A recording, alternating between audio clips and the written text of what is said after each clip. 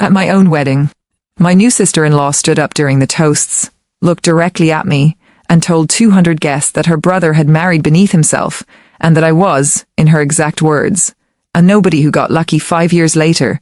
That same woman sat across from me in a glass conference room, sliding a folder across the table, asking me to save the family company from bankruptcy. I owned the only firm in the state that could do it. This is that story. The girl who didn't belong. Before I tell you what happened in that ballroom, you need to understand where I came from, because without that, you won't understand why her words landed the way they did. I grew up in a small apartment above my aunt's hair salon, raised mostly by my mother after my father left when I was 6. We didn't have a guest room or a summer house or a last name anyone recognized at a country club. What we had was my mother's determination. She worked the front desk at that salon for 14 years, saving quarters in a jar labeled Emma's Someday, which eventually became the deposit on my first apartment when I turned 22. I met Marcus Bellwether at a conference. A boring industry mixer I almost skipped, standing awkwardly near the bar with a warm glass of wine, when he walked over and asked, with genuine curiosity, what I actually did for a living.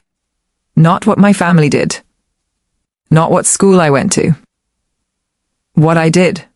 I told him I ran a small logistics consulting business out of my apartment. 2 years old, 3 employees, barely breaking even some months. He listened like it mattered. That was the first thing I loved about him.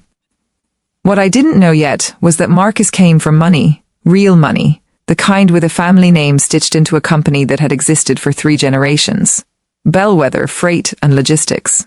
When I found out, months later, over a dinner where he finally introduced me to it all, I remember feeling a small knot form in my stomach. Not because of him, because of what his family might think of me. His sister, Vanessa, made sure I found out exactly what she thought, and she made sure I found out fast. The first dinner, Vanessa Bellwether ran the family's PR and executive relations division, a fact she mentioned within the first 4 minutes of meeting me, along with her Ivy League degree, her father's board seat at 2 Fortune 500 companies, and a pointed question about where exactly I'd gone to school. I told her, a state school, on a partial scholarship, working 2 jobs the whole way through. She smiled the way people smile when they're deciding whether you're worth their time. How admirable, she said, in a tone that made the words sound like an insult. Marcus has always had a soft spot for strays. I laughed it off that night in the car. Marcus apologized, the way people do when they've spent a lifetime making excuses for someone. I told him it didn't matter. It mattered. It mattered for the next 2 years of our relationship. In small cutting comments dropped at every family dinner, questions about my little business, suggestions that I might be more comfortable at a smaller, quieter wedding venue, backhanded compliments about how resourceful I was for building something from nothing. I told myself Vanessa was just protective of her brother. I told myself a lot of things back then to keep the peace. The engagement, Marcus proposed on the rooftop of the building, where we'd had our first real conversation about our 5-year plans, both of us a little drunk on champagne and each other. I said yes before he finished asking. Telling his family was different. His father, Charles, hugged me warmly, the one Bellwether who never once made me feel small. His mother was polite, distant, but not unkind. Vanessa congratulated us with a tight smile and then spent the rest of the evening on her phone, occasionally looking up to ask pointed questions about my little company and whether I planned to keep working after the wedding, in a tone that made clear she considered my business a placeholder rather than a real career. I didn't know then that Vanessa had spent the last 3 years quietly running Bellwether Freight's operations while her father slowly stepped back, taking on more responsibility, more pressure, more weight than anyone outside the family realized. I didn't know that her sharpness toward me had roots that went deeper than simple snobbery. I only knew, standing in that room, that she looked at me the way you look at something that doesn't belong on your shelf. The wedding, we got married on a warm September afternoon, in a small venue my mother helped me choose, paid for by money we'd both saved for 2 years, plus a generous gift from Marcus's father that Vanessa made sure to mention more than once at the reception. The toasts started warm.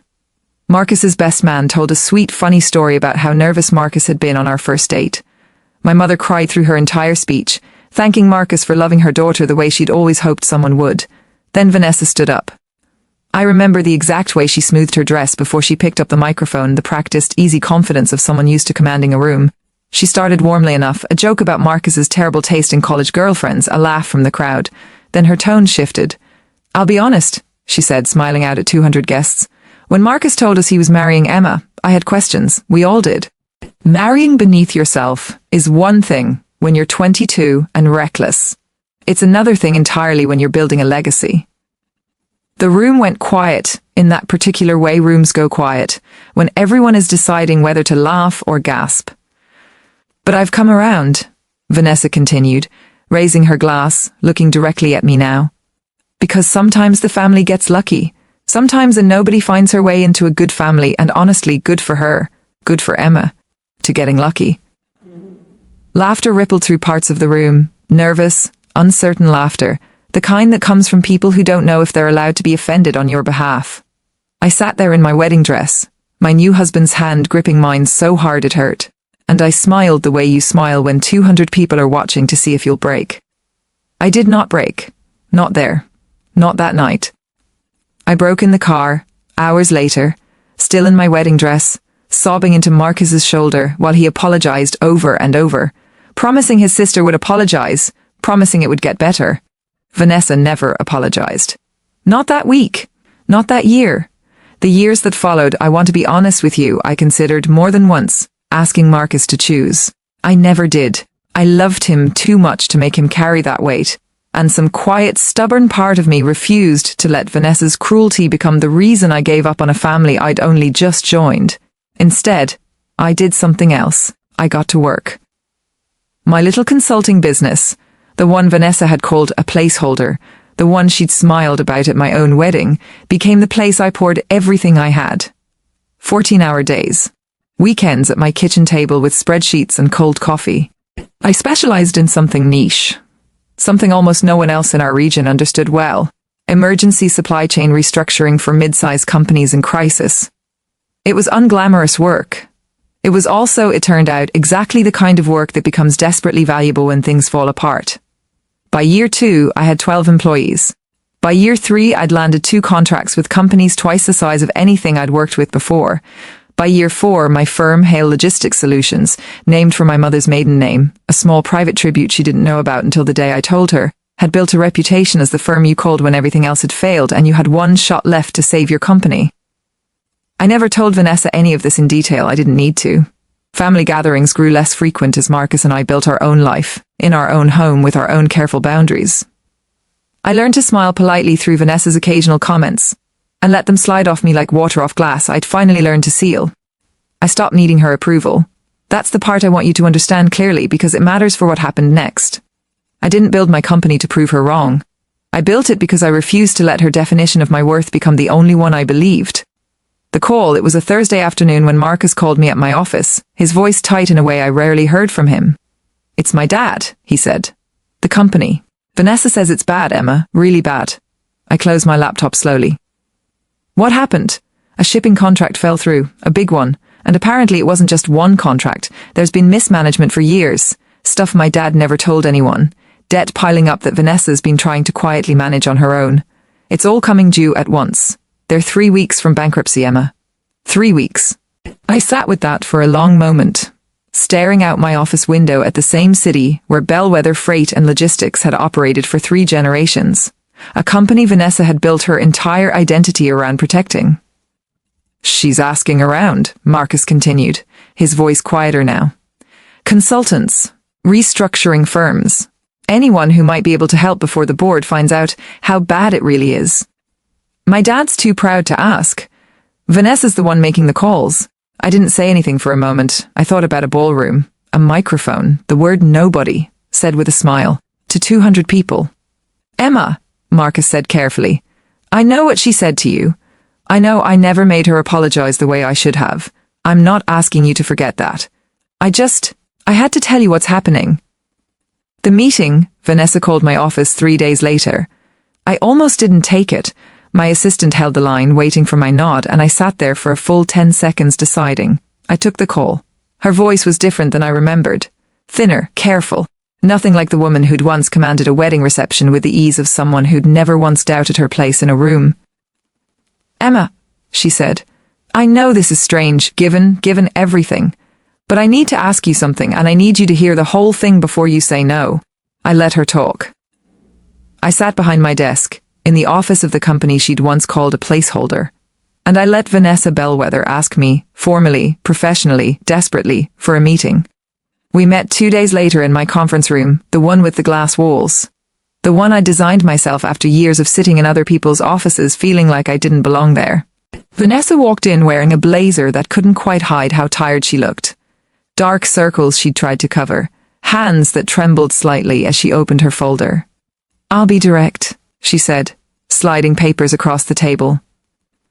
Bellwether Freight is 3 weeks from bankruptcy. My father doesn't fully know how bad it is yet. I've been managing the debt quietly for 2 years, hoping I could fix it before anyone had to know. I can't fix it alone. Yours is the only firm in the state with a specialization to restructure something this complex, this fast. She paused. I watched her throat move as she swallowed. I know what I said to you at your wedding, she said, quieter now, not looking up from the folder. I've had a long time to sit with that. I'm not asking you to forget it. I'm asking you to help save my father's company. And I understand completely if the answer is no. Sitting with it, I didn't answer her that day. I told her I needed time, and she nodded, gathered her folder with hands that still trembled, and left without another word. I sat with that decision for the better part of a week, not because the business case was complicated, but because the personal one was. I thought about that ballroom, the word nobody landing across 200 witnesses, laughter rippling through a crowd deciding whether my humiliation was funny. I thought about 5 years of small, cutting comments, swallowed at family dinners for the sake of peace. And then I thought about Marcus's father, Charles, the one Bellwether who'd hugged me warmly the very first night, who'd never once made me feel small, who now stood to lose a company his own grandfather had built from nothing. I thought about my mother, saving quarters in a jar for 14 years, teaching me without ever saying it directly that dignity and generosity were not opposites, that you could refuse to be diminished by someone and still choose, deliberately, not to become as small as they'd tried to make you. I called Vanessa on a Tuesday evening, the same day of the week. I realized only after I'd hung up that I'd first walked into her family's dining room as an outsider, 5 years ago. I'll take the case, I told her. Not because of what you said to me, in spite of it. I need you to understand the difference. There was a long silence on the line. When Vanessa spoke again, her voice had cracked in a way I'd never once heard from her. I understand it completely, she said. Thank you, Emma. I mean that. I don't think I've ever meant anything more. The work, the restructuring took 11 weeks. I put my best team on it, working alongside Vanessa herself, who I discovered somewhat to my own surprise was genuinely brilliant, sharp in ways that had nothing to do with the cruelty she'd shown me years earlier. She knew every contract, every vendor relationship, every operational detail of a company she'd been quietly holding together for 2 years alone, too proud or too afraid to ask for help until the walls were closing in. We worked late nights in that same glass conference room, and somewhere around week 4 something shifted between us, not friendship, not yet, but something like mutual respect earned in the trenches of spreadsheets and emergency vendor calls. She apologized properly during week 6, late one night, both of us exhausted, staring at a restructuring plan that finally looked like it might work. I was cruel to you, Vanessa said, not looking up from her laptop. At your wedding, for years before it, honestly. I told myself it was about protecting the family, protecting the company, protecting some idea of what we were supposed to be. But that's not true. I was scared, Emma. Watching my father slowly hand off responsibility, feeling like I had to prove I could hold this family together, and somehow I decided the way to do that was tearing you down instead of building anything up. I didn't say it was fine. It wasn't. And I've learned that pretending otherwise doesn't actually heal anything. I appreciate you saying that, I told her. I'm not going to pretend it didn't hurt. It did, for a long time. But I'm glad we're here now, doing this. She nodded, and we went back to work, and something quieter and more honest sat between us for the rest of that project than had ever existed before. What happened after? Bellwether Freight and Logistics didn't just survive. Within a year, under a restructuring plan my firm designed, and Vanessa executed with a discipline I genuinely admired, the company posted its strongest quarter in over a decade. Charles retired 18 months later, handing full leadership to Vanessa, a transition that happened, this time, with the whole family's support instead of quiet anxiety underneath it. At the small dinner celebrating the transition, Vanessa stood up to give a toast, and I felt my stomach tighten instinctively, some old instinct bracing for impact. She looked at me instead of past me.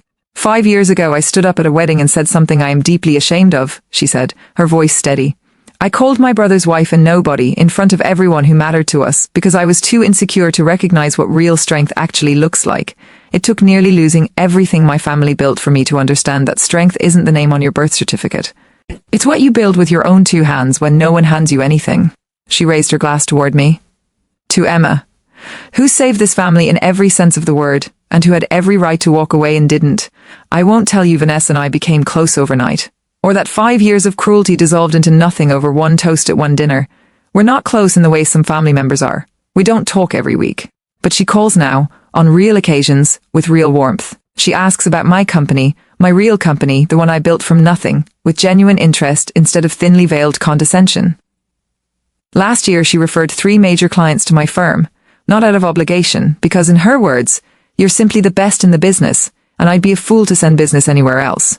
People ask me sometimes if I regret helping her, spending 11 weeks of my life saving a company built by a family that once called me a nobody in front of 200 people. I tell them the truth, I don't.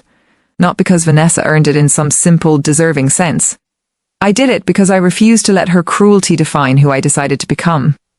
She spent years believing that worth was something inherited, a name, a legacy, a bloodline you were born into or shut out of. It took me 5 years to build something that taught her otherwise, not through revenge, through work, through showing up quietly, and building something real while she was busy deciding I didn't belong. If you've ever been told you're not enough name, not enough money, not enough pedigree to belong in a room, I hope this story reminds you of something important. You don't need their permission to build something extraordinary. Sometimes the best answer to being underestimated isn't proving them wrong in the moment. It's building something so real, so undeniable, that eventually, they're the ones asking you for help. Thank you for watching. If this story meant something to you, let me know in the comments. I read every single one. And if you want more stories like this, make sure you're subscribed to Story House. There's a lot more where this came from.